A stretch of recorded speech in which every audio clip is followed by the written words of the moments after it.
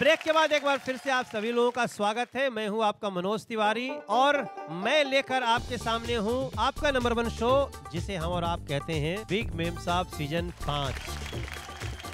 आप देख रहे हैं हमारा शुक्रवार गोवर्धन पूजा स्पेशल एपिसोड। और जिस प्रकार से भगवान कृष्ण ने गोवर्धन को अकेले उंगली पे उठा रखा था, वैसे ही हमारी 4 मेम साहब ने इस समय शो को अपनी उंगली पे उठा रखा है। और अब मेरे हाथ में है नंबर्स जो आप लोगों के पिछले गेम के लिए, आपके परफॉर्मेंस के लिए मिला है। 4 नंबर मिला है सुस्मिता जी को, उन्होंने 3 कॉटन बॉल्स में डाले और उनको मिलता है 4 नंबर।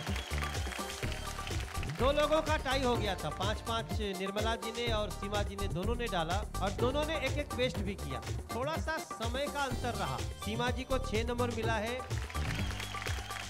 और निर्मला जी को 8 नंबर मिला है। दीपा को 10 नंबर मिले हैं। अब जो सामने इनाम रखे हुए हैं, इस इनाम में से सबसे पहला इनाम दीपा जी को चुनना है। दीपा जी, आप चुनोगे कि इसमें आपको क्या चाहिए? Casserole set. कैसरोल सेट आपका हो गया। अब बारी है निर्मला सिंह जी की। टोस्टर गया। सीमा जी का बारी है। सीमा जी, आपको बाकी बचे हुए में से कोई एक चुनना है। चलिए, आपको कलर बार ब्यूटी किट हो गया। थर्मस बचा है और इलेक्ट्रिक कटल बचा है। दोनों में से क्या चाहिए? थर्मस चाहिए। चलिए, थर्मस गया सुस्मिता जी के पास। शुरू करते हैं लाल बुझक्कड़।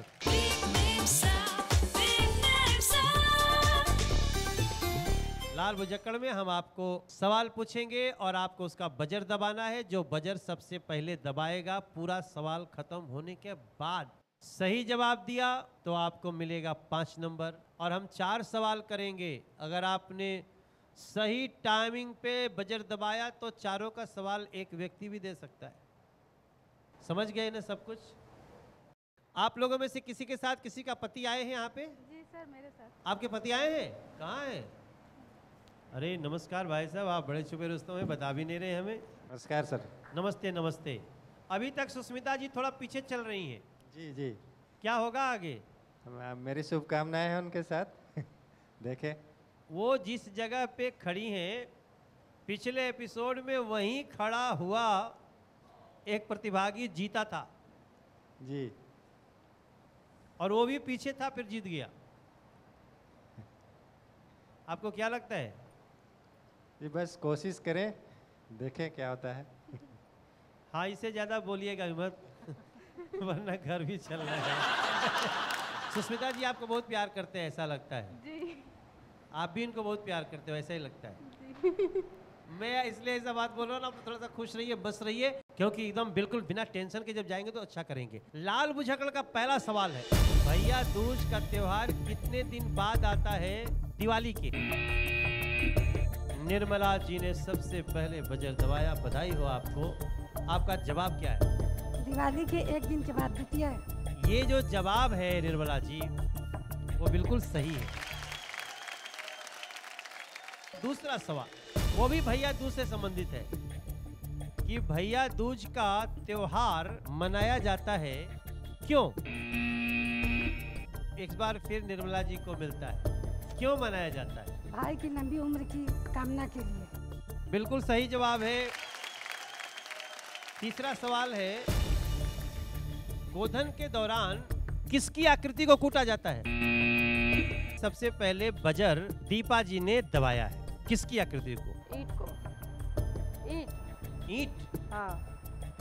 ईंट की तो आकृति नहीं बनाई जा सकती है ना। ईंट तो अपने आप में एक, तो गोबर से बहुत सारा चीज का आकृति बनाया जाता है। क्या क्या बनाया जाता है?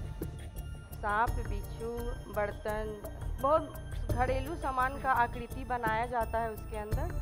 और फिर उसको पूजा करके फिर उसके बाद वो कूटा जाता है। उस पर बजरी और कसैली नीचे रखकर उसको कूटा जाता है। दूसरे नंबर पे निर्मला जी ने दबाया था, तीसरे पे सीमा जी ने, चौथे पे सुस्मिता का नाम है। मैं आपसे भी पूछना चाहता हूँ कि किसकी आकृति को कूटा जाता है? यम की आकृति को। यम क्या होते हैं? जम यमराज। यमराज? जी। उन्हीं को कूटते हैं? जी। अरे बाप रे बाप, यमराज को कूटते हैं सब।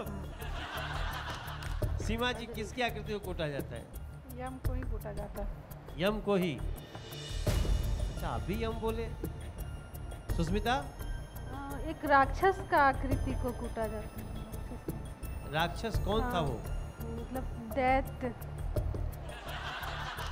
हमारे यहाँ जो जवाब सही लिखा है वो भी यम ही है कि यम को कूटा जाता है। अब जिन्होंने सबसे पहले बजर दबाया, दीपा जी, ये ईंट तो सही जवाब नहीं हो सकता। सांप बिच्छू यम ही कूटते हैं, यम को कूटते हैं। चूंकि बजर आपने दबाया और आपने गलत जवाब दिया तो तीसरा क्वेश्चन का किसी को भी मार्क्स नहीं मिलेगा, लेकिन जवाब यही है कि यम को कूटा जाता है। अब चौथा और अंतिम सवाल है। इस दिन मतलब भैया दूज के ही दिन बहनें अपने जीभ पर किस चीज का कांटा चुभाती हैं? दीपा जी, आपने एक बार फिर से दबाया। अब आप बताइए इसका जवाब क्या है? धतूरा। आप बता सकती हैं सुस्मिता जी? येलो येलो फूल खिलता है, उसमें ऐसे कांटा रहता है। गोधन का ही फूल का वो पौधा होता है। सीमा जी?